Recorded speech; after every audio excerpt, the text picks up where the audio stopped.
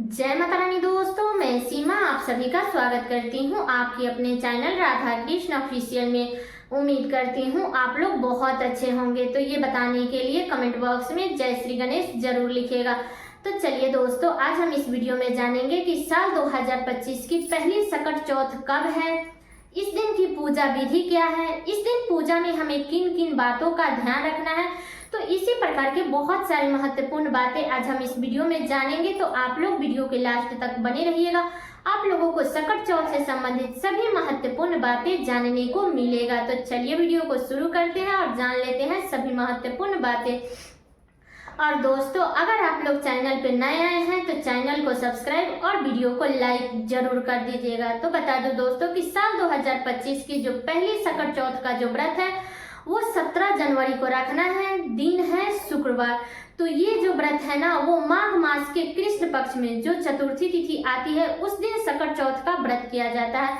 तो इस व्रत को हर माता अपने पुत्र के लंबे आयु के लिए, अपने परिवार में सुख समृद्धि के लिए इस व्रत को करती है और गणेश भगवान के इस दिन विधि विधान से पूजा करती है। तो इस व्रत को कई नामों से जाना जाता है। सकट चौथ के नाम से जाना जाता है, माघी चौथ के नाम से जाना जाता है, तिलकुट चौथ के नाम से जाना जाता है। तो बहुत सारे नामों से इस व्रत को जाना जाता है। तो बता दूं कि इस व्रत में एक दिन पहले हमें नहाए खाए करनी है 16 जनवरी को, और 17 जनवरी को हमें व्रत रखनी है। पूरे दिन हमें निर्जल और निराहार व्रत रखनी है। इसके बाद हमें 17 जनवरी को शाम के समय में स्नान करके, साफ स्वच्छ वस्त्र धारण करके, अच्छे से सज सवर करके तब हमें इस दिन गणेश भगवान की पूजा करनी चाहिए। ऐसे वैसे नहीं करनी चाहिए, ठीक है।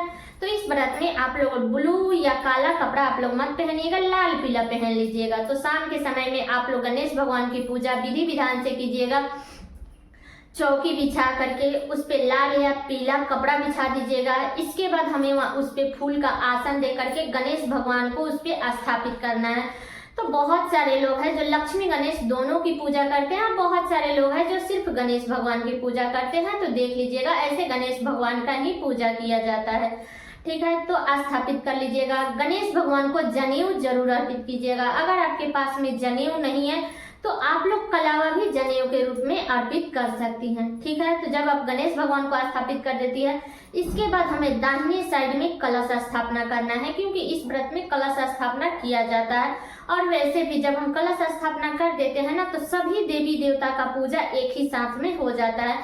तो आप लोग दाहिने साइड में कलश स्थापना कीजिएगा। तो कलश आप चाहे तो तांबे के लोटे में भी कलश स्थापना कर सकती हैं या पीतल के लोटे में भी कर सकती हैं। तो आप लोग नीचे फूल का आसन दे करके इसके बाद वहां पे कलश हमें स्थापित करनी है। और कलश के गले में आप लोग कलावा बांध दीजिएगा, कलश पे स्वास्तिक बना दीजिएगा। इसके बाद स्थापित कीजिएगा।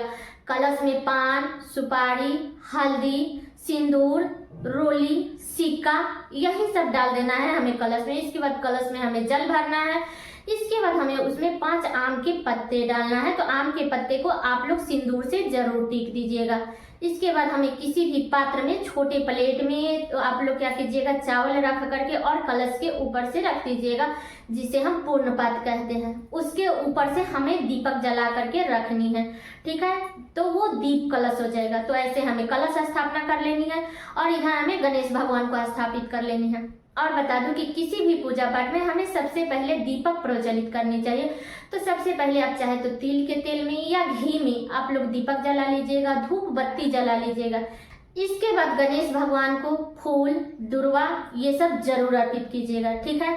इसके बाद गणेश भगवान को तिल, काला वाला तिल आप लोग पूजा में यूज कीजिएगा। कलश में भी काला वाला तिल डालिएगा, ठीक है। तो तिल आप लोग किसी प्लेट में करके रख दीजिएगा। इसके बाद तिल के लड्डू भी रखिएगा, क्योंकि इस व्रत में तिल का बहुत ही अधिक महत्व होता है।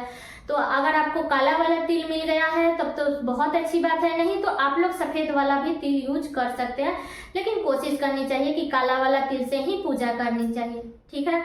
तो आप लोग तिल के लड्डू, तिल जरूर गणेश भगवान को अर्पित कीजिएगा। इसके बाद बता दो कि तिल का पहाड़ भी चढ़ाया जाता है, जिसमें गुड़, तिल और आदि ये मिक्स करके तब हम उसको तिल का पहाड़ बनाते हैं। इसके बाद हम गणेश भगवान को अर्पित करते हैं। तो तिल का पहाड़ भी बना करके आप लोग चढ़ा दीजिएगा, ठीक है। इसके बाद हमें गणेश भगवान को गाजर, शकरकंद और बैर इसका बहुत ही अधिक महत्व होता है।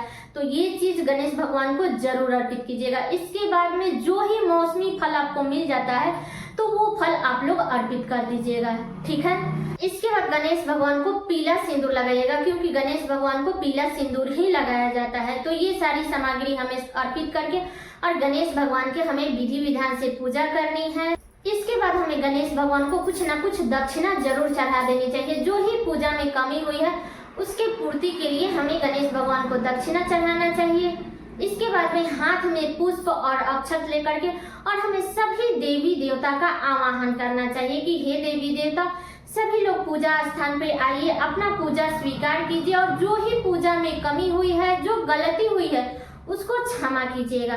तो ऐसे आप लोग क्षमा याचना कर लीजिएगा और जो पुष्प और अक्षत हाथ में रखी है उसको गणेश भगवान के चरणों में छोड़ दीजिएगा, ठीक है। तो ये बातें क्लियर हो गई। इसके बाद आप लोग क्या कीजिएगा कि गणेश भगवान की पूजा जब कर लेते हैं, इसके बाद हमें आरती करनी है। तो आप लोग गणेश भगवान का आरती कर लीजिएगा। आप लोग आचमन कर लीजिएगा, पानी से आचमन किया जाता है सबसे लास्ट में, तो आप लोग आचमन कर लीजिएगा। आचमन करने के बाद में वहीं पे बैठे बैठे आप लोग गणेश भगवान की और संकटा माता की दोनों आदमी की कथा सुन लीजिएगा। इसके बाद में हमें चंद्रदेव को अर्घ्य देनी है। तो चंद्रदेव को अर्घ्य देने के लिए हमें पान के पत्ता, सुपारी, तिल, रोली, यही सब चीजों से हमें चंद्रदेव को अर्घ्य देनी है। कच्चे दूध के साथ में एक लट निकाल करके तब चंद्रदेव को अर्घ्य दिया जाता है।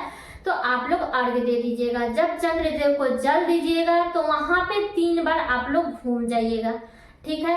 तो इसी नियम विधि के साथ में हमें गणेश भगवान की पूजा करनी है, चंद्रदेव को अर्घ्य देनी है। इसके बाद में फलाहार करके आप अपना व्रत खोल लीजिएगा। और बता दो कि जो गणेश भगवान को भोग अर्पित की है उसको रात में मत उठाइएगा, उसको अगले दिन यानी कि 18 जनवरी के सुबह में उठ करके स्नान कर लीजिएगा, साफ स्वच्छ वस्त्र धारण करके इसके बाद में गणेश भगवान की पूजा कर लीजिएगा। क्योंकि देखिए जब हम कलश स्थापना किए हैं तो उसको विसर्जन जरूर करनी चाहिए। तो आप लोग जब पूजा कर लेते हैं इसके बाद में उसको आचमन करके तब आपको भोग प्रसाद उठानी चाहिए। इसके बाद जो सामान जहाँ का है वहां पे शिफ्ट कर दीजिएगा, चौकी उठा दीजिएगा और जो गणेश भगवान है उनको उठा करके आप लोग मंदिर में रख दीजिएगा। इसके बाद में आप लोग अपने व्रत का पारण कीजिएगा। तो सूर्योदय के बाद आप लोग कभी भी पारण कर लीजिएगा, ठीक है।